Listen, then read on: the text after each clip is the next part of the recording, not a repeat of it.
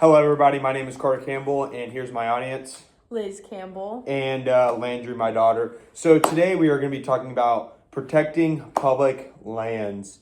So my name is Carter Campbell, and I'm an avid outdoorsman. I like to hunt, fish, and everything. Have you ever been outside taking our dogs for a walk or playing with them?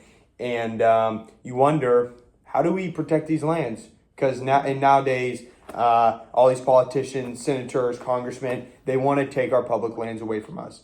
And to me, that is not right, being an outdoorsman. So today I'm going to talk about why we should protect public lands. So let's get started. What are public lands, right? What are they? Public lands are areas of land and water owned collectively by the U.S. public and managed by government agencies at the federal, state, and local levels. These lands include national parks, forests, wildlife refuges, and are managed by multiple agencies for recreation, conservation, and commercial activities. So, Public Land Alliance says nearly 1/3 of the United States, 640 million acres, is designated as federal public lands. These public lands are collectively owned by the American people, but managed by various departments within the federal government.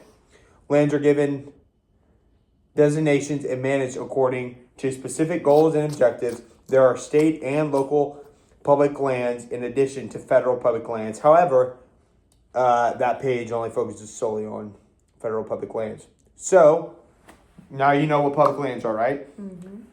How do we, or why should we protect public lands, right? Public land provides significant benefits to people, the environment, and the economy. People receive many of these benefits even if they do not visit public lands. So, according to the Joint Economic Committee, the public lands improve public or mental health. It says research has shown that most participants in the EKO program would not have visited a park without this free access. Study has also shown that participants are more likely to visit parks for the rest of their lives if they experience these public lands at age 10.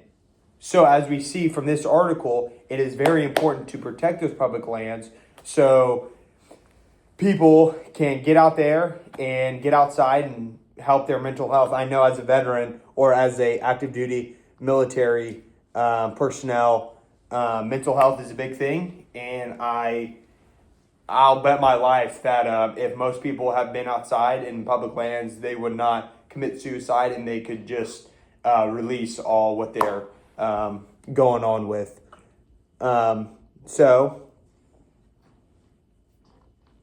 Also, it says that in this public lands benefits, threats, and current issues, that some of the benefits of public lands are economic benefits, social benefits, and cultural benefits. I know a bunch of public lands that they preserve and conserve cultural and historical lands, and that's a huge thing, especially to the Indian tribes, even people in the Pacific Northwest where we live. They're outside all the time. So I believe preserving that is vital.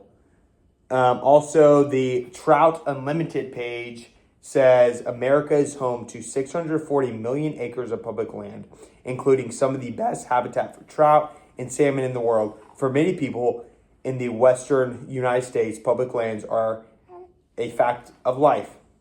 There are places where families hike, float, and camp, where hunters stalk big game and anglers pursue wild trout, where veterans can find solace in the outdoors. They also provide clean drinking water for communities, forests that store carbon, grazing pastures for ranchers, and raw materials, timber, oil, and gas, and minerals that help fuel the nation's economy. So imagine we don't have any public lands, and we can't have any of this stuff. Veterans can't go out and find solace in the outdoors. People can't go catch fresh fish or can't hunt fresh meat. And ranchers, we all like beef, right? You like steak, you like ground meat. ranchers can't graze their cattle, say goodbye to that. We can't have timber. There's really no houses without timber. There's oil and gas. There's no cars. I know some people like to do all the fancy charging cars. That's not going to happen because we need oil and gas. That's the backbone of America.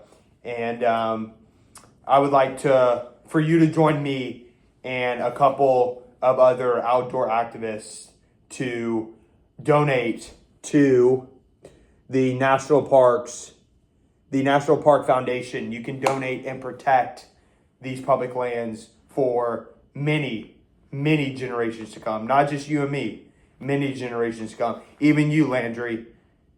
The public lands will be around for you. And I hope you can make a difference with myself and Liz here after we donate to the National Park Foundation. Thank you very much.